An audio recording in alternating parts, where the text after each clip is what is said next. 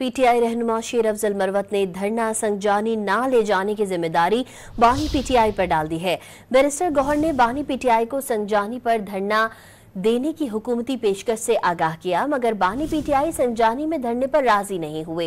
निजी टीवी से गुफ्तगू करते हुए शेर अफजल मरवत ने कहा कि इब्तिदाई फैसला यही था कि डी चौक ही जाना है। अली अमीन गंडापुर तो 26 नंबर चुंगी से भी आगे नहीं जाना चाहते थे।